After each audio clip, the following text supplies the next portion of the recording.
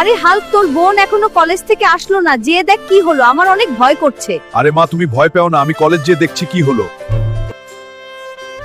আরে বোন, তোর জন্য তো আমার অনেক ভয় হচ্ছে এখন। তুই যেখানেই থাকিস ভালো থাকিস, আমি আসছি তোকে নিতে।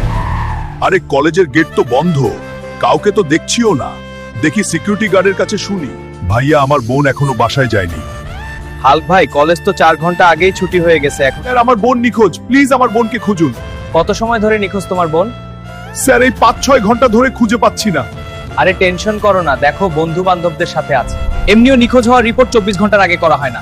স্যার, আপনার কাছে 2 হাত ধরি, প্লিজ আমার বোনকে খুঁজে দিন। তোর একবার বুঝালাম না, 24 ঘন্টা না হলে রিপোর্ট লেখা হয় না, 24 ঘন্টা পরে এসে রিপোর্ট লেখা। আরে পুলিশও আমাকে সাহায্য করছে না, এখন আমাকেই খুঁজে বের করতে হবে আমার বোনকে। বোন, তুই টেনশন করিস না, তোর ভাই এখনো বেঁচে আছে। বোন প্রতিদিন যেই রাস্তা দিয়ে যায় সেই রাস্তা দিয়ে খুঁজি, যদি কোথাও ওকে পাই। আরে এ কি রিতা, তোর এই অবস্থা কেন? আর আমার বোন কোথায় রিতা? হাল্ক ভাই, ওরা অনেক খারাপ লোক, আপনার বোনকে তাড়াতাড়ি বাঁচালে না। বন্ধুরা, আমি আমার বোনকে বাঁচাতে যাচ্ছি, তোমরা আমাকে সাবস্ক্রাইব করে আমাকে সাহস দিয়ে পাশে থাকো। আরে পাগলেরা, তাড়াতাড়ি কর, একটা মেয়ে এমনি পালিয়ে গিয়েছে। বাঁচাও আমাকে।